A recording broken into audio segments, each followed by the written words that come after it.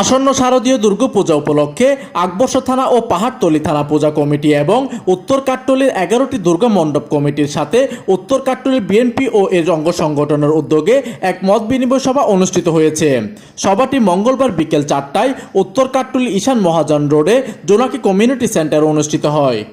সৃষ্টিকর্তা আমাদেরকে সৃষ্টি করেছেন, পৃথিবীর একটি জায়গা প্রত্যেকে আমরা দখল করে আছি।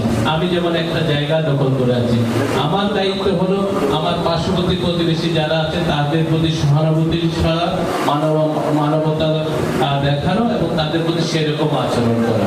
উক্ত অনুষ্ঠানে সদস্য সচিব সেলিম উদ্দিন ও সিনিয়র যুগ্ম আহ্বায়ক ফরিদুল আলমের সঞ্চালনায় সভাপতিত্ব করেন উত্তর কাট্টলী বিএনপির আহ্বায়ক রফিক উদ্দিন চৌধুরী। সভায় প্রধান অতিথি হিসেবে উপস্থিত ছিলেন সীতাকুণ্ড 4 আসনের ধানের শীষের প্রার্থী বিএনপির সাবেক যুগ্ম মহাসচিব লায়ন আসলাম চৌধুরী FCA। এতে প্রধান বক্তা হিসেবে উপস্থিত ছিলেন নগর বিএনপির যুগ্ম আহ্বায়ক মঞ্জুর আলম মঞ্জু। আগামী মে ইনশাআল্লাহ আমরা এখানে উত্তর কাট্টলীতে উৎসবমুখর পূজা উদযাপন করব, এসব কথা দিচ্ছি। আমাদের দলের পক্ষ থেকে আপনাদেরকে সর্বাত্মক সহায়তা করবে।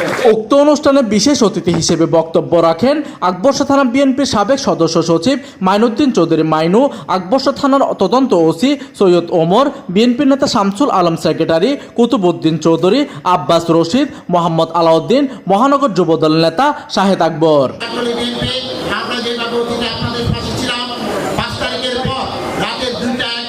পর্যন্ত আমরা যেভাবে আপনাদের এই কালী মন্দির এবং সব মন্দিরের পাশাপাশি ছিলাম, সেভাবে আমরা অতীতের মতো আপনাদের পাশে থাকতে চাই। এতে আরও উপস্থিত ছিলেন শহীদ উদ্দিন সমু, মোহাম্মদ ফেরদৌস, ইঞ্জিনিয়ার তরুণ তপন দত্ত, বীরেন্দ্রলাল দে, সুভাষ দে, যামিনী দে, উজ্জ্বল দে, রোজি দত্ত, সুমি দত্ত, সোমা দাস, ডক্টর কিশোর আচার্য, ডক্টর পঙ্কজ আচার্য, আকবর্ষ থানা পূজা কমিটির সভাপতি দীপক দাস, সাধারণ সম্পাদক অ্যান্টন দাস, পাহাড়তলী পূজা কমিটির সভাপতি মিথুন সরকার ও পলাশ চৌধুরী সহ অন্যান্য নেতৃবৃন্দ। এইদিকে প্রধান অতিথি তার বক্তব্যে সকলকে আনন্দমুখর ও নিরাপদ পরিবেশে দুর্গাপূজা উদযাপনের জন্য আহ্বান জানান। পাশাপাশি তিনি বিএনপি নেতাকর্মীদের পূজা মণ্ডপগুলোতে সর্বাত্মক সহযোগিতার নির্দেশ দেন। এই সময় তিনি 10টি পূজা মন্দিরে আর্থিক সহযোগিতাও প্রদান করেন।